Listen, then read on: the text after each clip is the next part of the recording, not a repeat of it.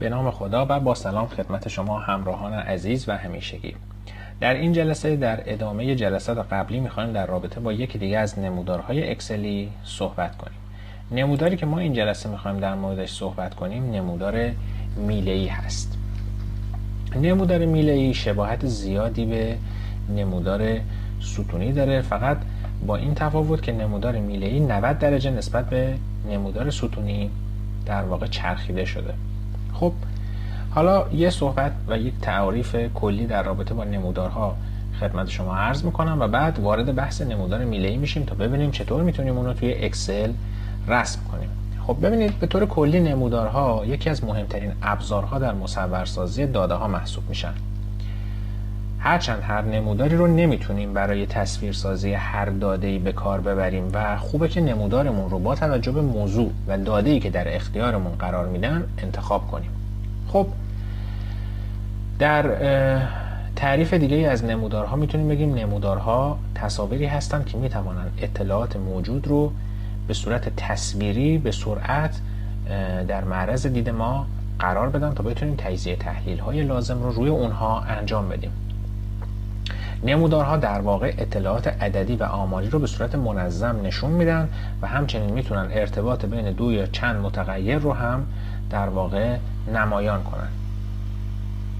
از طرفی نمودارها به ما ارتباط بین اطلاعات و داده های مرتبط به هم رو هم در واقع میاد نشون میده. حالا در این جلسه همونطور که گفتم میخوایم راجع به نمودار میله‌ای صحبت کنیم. یکی از مزیت‌های نمودار میله‌ای اینه که برای نامگذاری دسته‌بندی‌ها توی این نمودار ما فضای بیشتری داریم. پس بهتره در مواردی که نام آیتم‌ها طولانی هست از نمودار میله‌ای استفاده کنیم. یکی از کاربردهای نمودار میله‌ای نشون دادن هرم جمعیتی یا هرم رشد جمعیت هست که حالا اتفاقا در این جلسه موقع رسم نمودار میله‌ای مثالی از نوع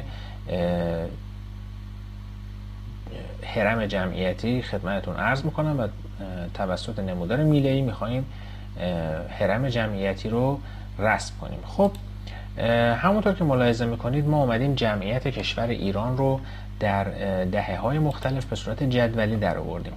اومدیم گفتیم ایران در دهه 60 در بازه سنی زیر 5 سال مثلا 5 میلیون نفر جمعیت داشته، بین 5 تا 15 سال یعنی افراد بین 5 سال تا 15 سال 7 میلیون نفر تعدادشون بوده در دهه 60 و افراد بین 15 تا 25 سال در دهه 60 تعدادشون 14 میلیون نفر بوده حدوداً به صورت میانگین و همینطور الی آخر و در نهایت افراد بالای 60 سال در دهه 60 به طور متوسط 5 میلیون نفر تعدادشون بوده. خب همچنین اومدیم جمعیت کشور ایران در دهه 70 رو برای این بازه های سنی اینجا بر حسب میلیون نفر مشخص کردیم و همینطور برای دهه 80 هم به همین ترتیب مثل دهه 60 تا 70 اومدیم اعداد و ارقام رو با توجه به اعلان سازمان آمار اینجا در واقع درج کردیم. خب حالا میخوایم برای هر کدوم از این بازه های زمانی یعنی یک بار برای دهه 60، یک بار برای دهه 70 و یک بار برای دهه 80 نمودار میله‌ای رو رسم کنیم. با توجه به اینکه عناوینی که ما اینجا داریم در واقع این بازه های سنی هستند و اینها تعداد کاراکترهاشون خیلی زیاده، بهتره که از نمودار میله‌ای استفاده کنیم. از طرفی گفتیم یکی از کاربردهای نمودار میله‌ای در واقع ساخت هرم جمعیتی هست. خب طبق معمول برای رسم نمودار باید اون بازه‌ای رو که می‌خوایم نمودار اون رو رسم کنیم انتخاب کنیم. اول می‌خوایم نمودار میله‌ای برای جمعیت کشور در دهه 60 رسم کنیم. به همین ترتیب میایم بازه سنی و تعداد رو انتخاب می‌کنیم، یعنی ستون بازه سنی و ستون تعداد رو انتخاب می‌کنیم و بعد از ریبون اینسرت این بالا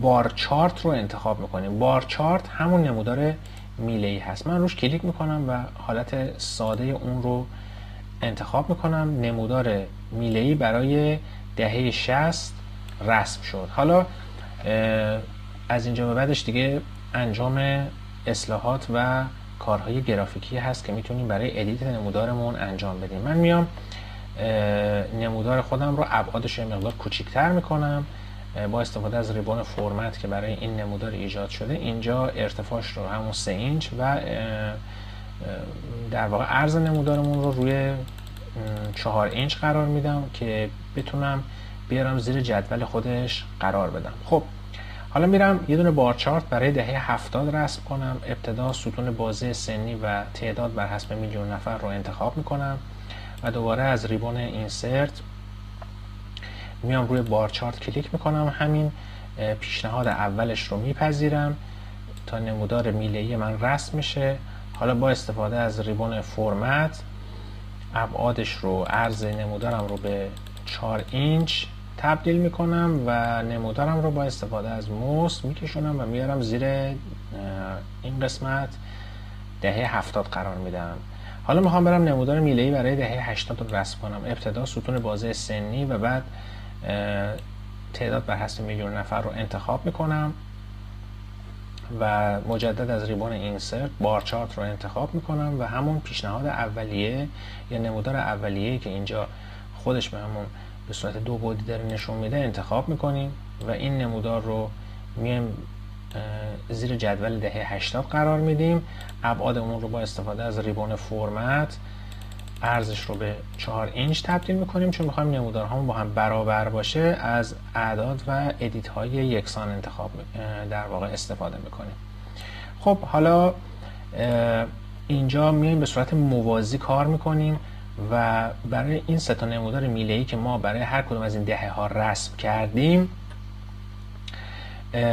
عناوین و موارد مختلف رو ادیت میکنیم. خب نمودار اولیه‌ای که برای دهه 60 رسم کردیم یه دونه چارت تایتل داره. من چارت تایتل اون رو تایپ میکنم.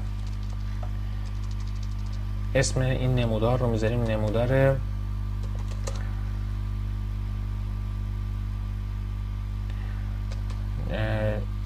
جمعیت ایران در دهه 60.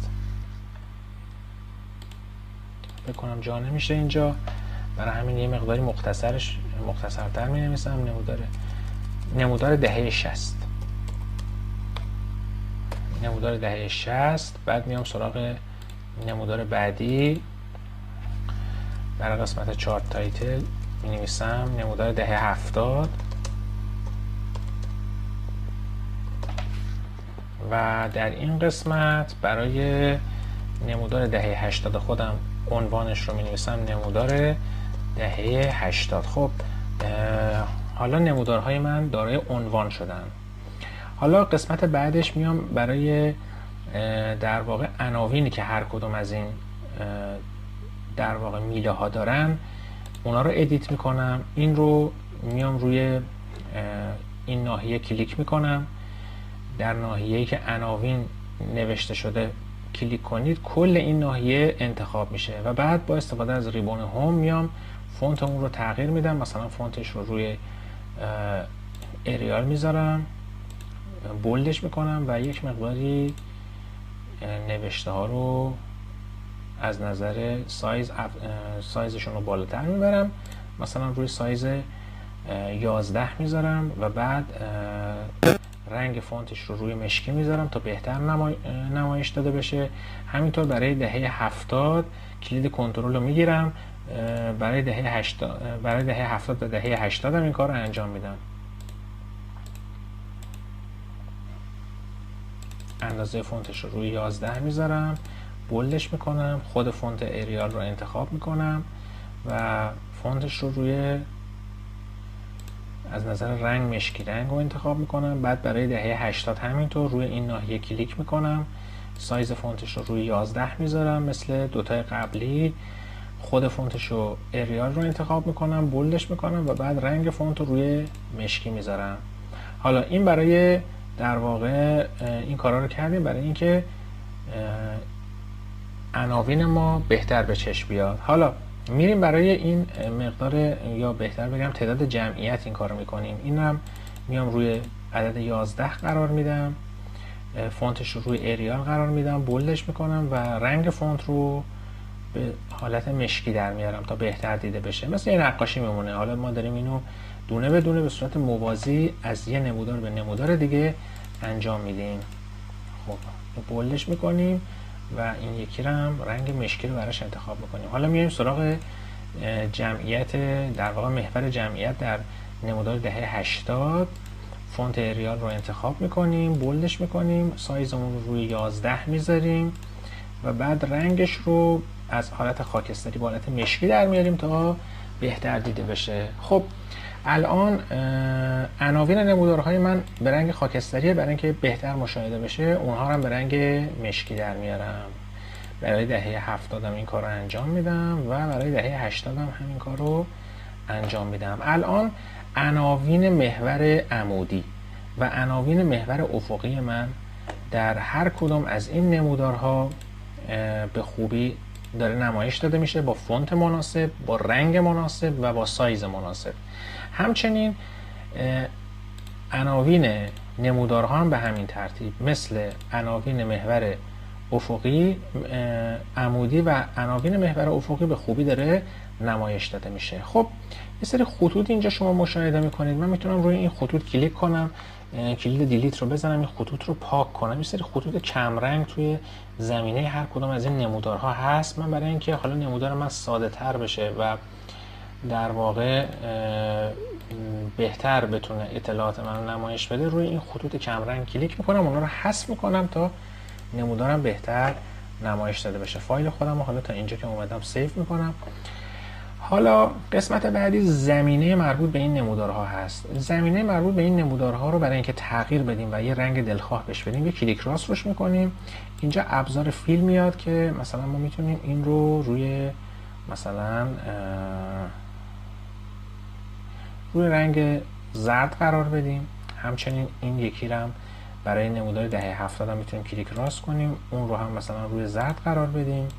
برای دهه 80 هم همینطور روش کلیک راست میکنیم با استفاده از ابزار فیل، اون رو روی رنگ زرد رنگ قرار میدیم. خب حالا این میله هایی که توی هر نمودار وجود داره، برای اینکه رنگش بیشتر به رنگ زمینه‌ای بیاد میتونیم روش کلیک کنیم. وقتی که روشون کلیک کنیم همشون خود به خود به صورت خودکار انتخاب میشن. ببینید من مثلا توی نمودار دهه 60 میام روی یکی از این میله ها کلیک میکنم، حالا این اولی باشه، آخری باشه، یا هر کدوم از میله های دیگه کلیک میکنم، تمام میله ها انتخاب میشن. حالا روی یکی از این میله ها اگر بیام کلیک راست کنم، اینجا باز ابزار فیل برای ما میاد که با استفاده از اون میتونیم رنگ زمینه میله ها رو تغییر بدیم. من رنگ زمینه مثلا آبی و پررنگ رو براشون انتخاب میکنم. بعد میام روی نمودار دهه 70 روی یکی از میله ها کلیک میکنم تا همشون انتخاب بشه. بعد روی یکی از میله ها کلیک راست میکنم. بعد از اینکه انتخاب شدن باز میام مثلا رنگ آبی و پررنگ رو براشون انتخاب میکنم. حالا یا یه رنگ دیگه فرق نمیکنه، همین آبی پررنگ همونی که به نمودار قبلی دادیم به اینم میدیم. بعد میریم سراغ نمودار دهه 80. اینجا هم همینطور روی یکی از میله ها کلیک راست میکنیم و با استفاده از ابزار فیل رنگ آبی رو به میله ها میدیم. خب در واقع یه جورایی هم نمودار میله ای رو رسم کردیم و هم نمودارهایی رو که برای هر کدوم از دهه ها رسم کردیم با استفاده از ابزارهای موجود ادیت کردیم و اونها رو به شکل همسان در آوردیم. حالا من این جدولم که اینجا هست میتونم رنگ زمینه ایش رو تغییر بدم، یه رنگ زمینه ای دیگری بهش بدم که با رنگ نمودارهامون در واقع متفاوت و متمایز باشه. همونطور که مشاهده میکنید الان ما نمودار مربوط به رشد جمعیت رو برای دهه 60, 70 و 80 رسم کردیم و اونها رو ادیت کردیم و یکسانسازی کردیم تا بتونه اطلاعات مربوط به رشد جمعیتی هر دهه رو به خوبی و منظمی به ما نشون بده. خب حالا اگر بخوایم نمودارهای خودمون رو تجزیه و تحلیل کنیم، میبینیم که در واقع از دهه 60 که بریم به دهه 70 میبینیم که تعداد در واقع افراد جوان بیشتر شدن تعداد افرادی که پا به سن گذاشتن و مسن شدن بیشتر شدن، تعداد افراد 15 تا 25 سال کم شده.